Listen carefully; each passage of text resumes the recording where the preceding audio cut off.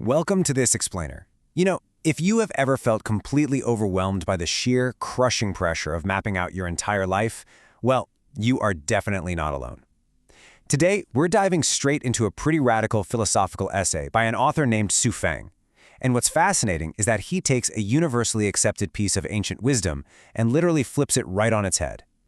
Okay, so we've all heard this accepted wisdom, right? It's an ancient proverb that basically tells us to constantly plan ahead. It's that nagging voice in our heads saying we need a 5-year plan, a 10-year plan, a retirement fund, and of course, a backup plan for our backup plan. But the author argues this is actually a severely limited mindset. In fact, Shuafeng proposes that this exact kind of forward thinking, it's the actual root of human misery. See, Xu Feng completely subverts this idea. He makes the bold claim that projecting your mind into an unpredictable future actually destroys your present happiness. Instead of protecting you, having long-term concerns just drags imagined, non-existent problems into your reality today. It unnecessarily adds misfortune to your life right now. Now, Shuafeng doesn't deny that the ancient proverb has its uses for ordinary everyday life. He actually calls it halfway wisdom, because, planning feels safe. But to spiritual practitioners, or what he calls cultivators, this constant planning is actually incredibly harmful.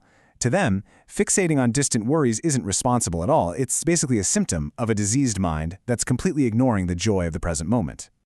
Let's look at Part 1, the timeline of anxiety. Shuafeng maps out this trap beautifully. Just think about it. From the second a child is born, parents are already stressing over their future success. Then school starts, and it's an absolute panic over universities. Getting a job means scraping by to afford a house. And eventually, even when you're in perfect health, you start worrying about where you'll be buried. It's just this unending cycle of ignoring today just to stress about the next phase. Which brings us to Part 2, the tragic cost of preparation. Take the heartbreaking story of a man in Zimbabwe. To prepare for future difficulties, he lived incredibly frugally, literally denying his family basic comforts just to save up a fortune of 10,000 Zimbabwean dollars.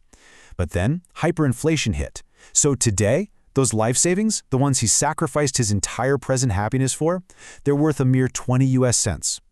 Or consider another really tragic reality from the text. 2 thrifty project managers working in Zimbabwe lived in severe deprivation so they could buy houses and pay for their kids' college back in China.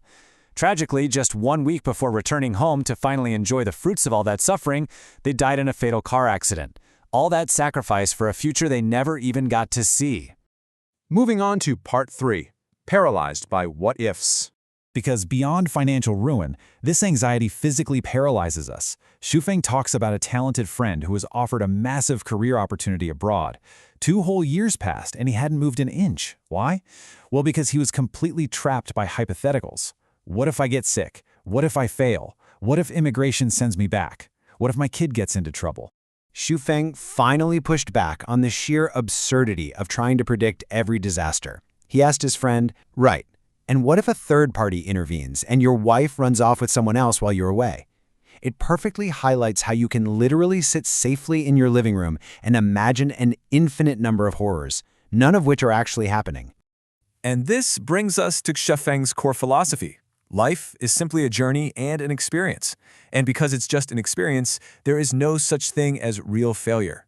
Since even the absolute wisest people cannot fully foresee the future, he argues that out of 10 tools you prepare for tomorrow, 9 of them will absolutely never be used.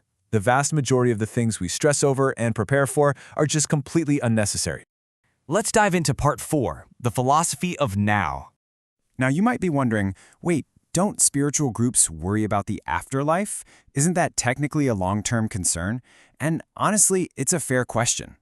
While members of his community, Lifechanyuan, do look toward an afterlife on what they call the Celestial Islands continent, they draw a hard line between crippling secular anxiety and natural spiritual aspirations. They look to the future with a sense of beauty for sure, but they remain fiercely grounded in the joy of their current reality.